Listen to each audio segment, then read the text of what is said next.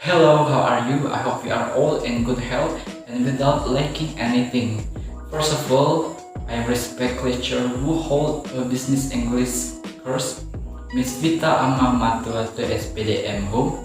Next, introduce. My name is Alfianus, NPM 215089004. I'm a student from Management Class 2D. On this occasion, I would like to discuss the boom and bust cycle before COVID, during COVID, and during new normal. And I will explain the several other topics. Here's the explanation. I hope you can enjoy the explanation I gave. General description of Indonesian situation before COVID, during COVID, and during new normal.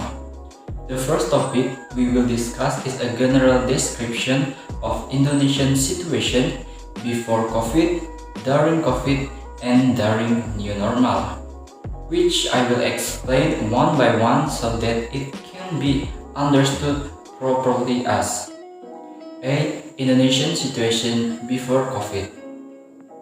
Before the emergence of the pandemic in Indonesia, all activity on the road were normal as usual, where many offices were open, school were conducted face-to-face, people did not wear masks if they want to do activity outside the home, and there were no distance restrictions. There were no mandatory washing regulation. Shop and even more are operating normally. Everything can be done and will obey the community and the health sector. Hospitals are not overwhelmed with patients because the numbers are not too many and the government does not have too big a problem. There must be problem in the country, but only about problems that can still handled by the government. B. Indonesian situation during COVID.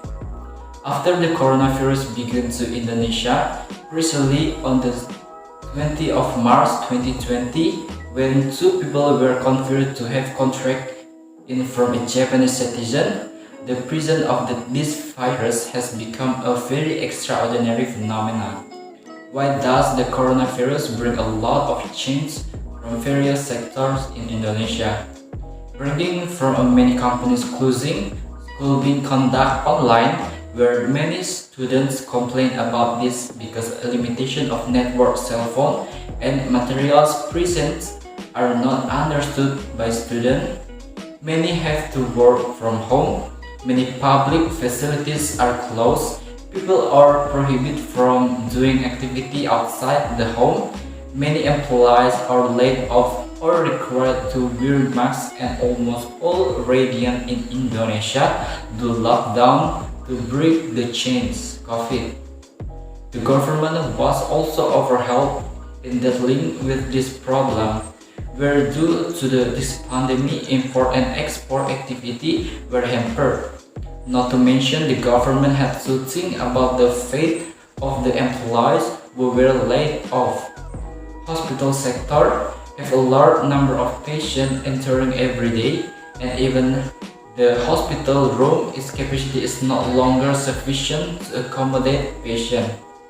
There are so many cases of death that have caused of the coronavirus.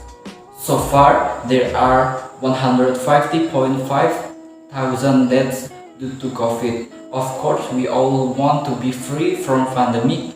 The way we have to follow of the government advice is keep our distance, wear masks, and wash our hands. Together we can break the chains of the spirit of COVID. C. Indonesian situation during the new normal. One of the programs carried out by the Indonesian government is to provide vaccine for all its people. This is done to reduce the number of COVID transmissions.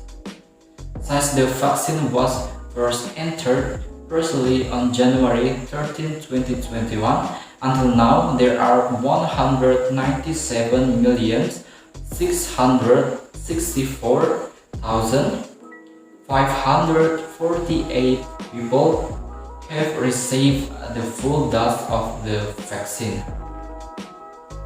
This program has brought good change for Indonesia, where during new normal conditions like this, several companies have started to open.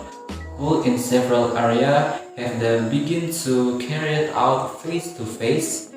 Employees are starting to work in the office again. There is no lockdown, and most importantly, the number of patients who are admitted confirm that COVID has gone down considerably.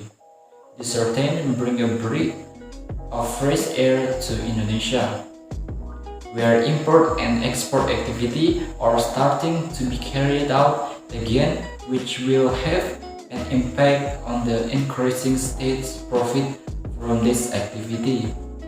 However, the government still urges you to always maintain health by wearing a mask if you want to go outside and keep your distance because the pandemic is not over yet.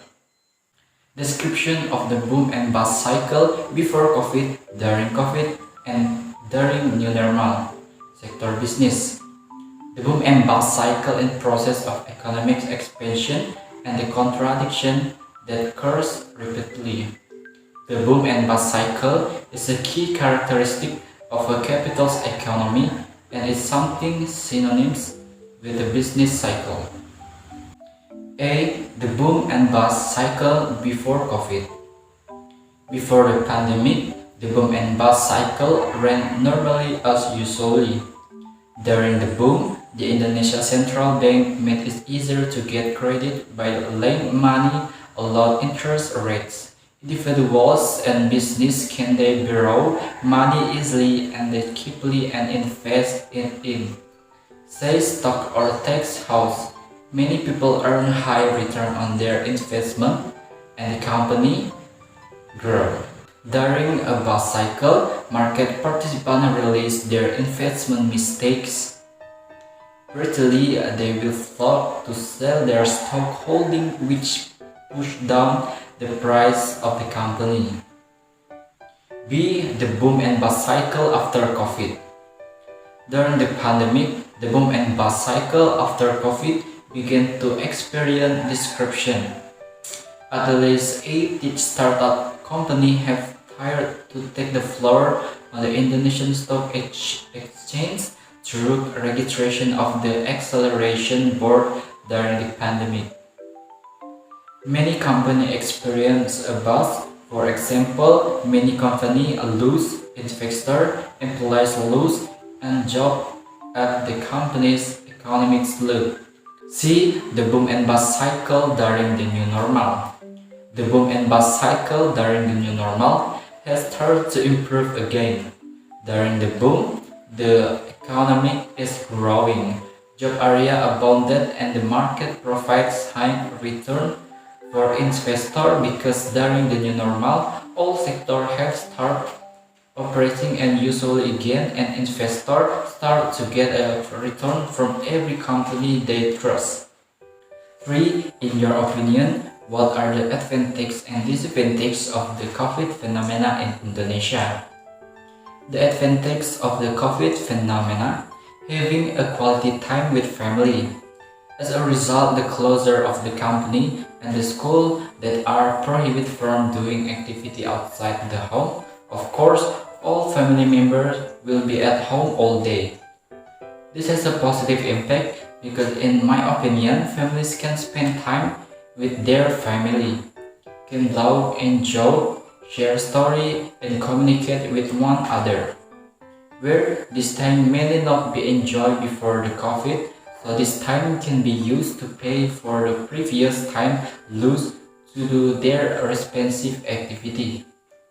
Next, people might not care about their health, such as not washing their hands before eating, irregular eating patterns, and a lot being able to maintain personal hygiene in the item used. With the presence of the pandemic, people are starting to become aware of maintaining cleanliness, such as always washing hands, maintain body hygiene, and spray sanitizer before touching object. Of course, this habit brings positive deeds. Next, triggering the acceleration of education transformation. The COVID-19 pandemic led to the closure of school as the effort to spread it the Indonesian people. In short, the government has implemented a distance learning system, or what is known as in online learning. A broad technology-based system certainly requires education institutional. Teachers, students, and even parents to be technology literate. This greatly acceleration the transformation of education technology in the country. This certainly has a positive impact because the use of technology in the world of education is aligned with the era of the Industrial Revolution 4.0, which continue to grow. So many online learning applications appear. COVID-19 pandemic has created various online learning program platforms to support better learning. Many online study programs make learning more effective.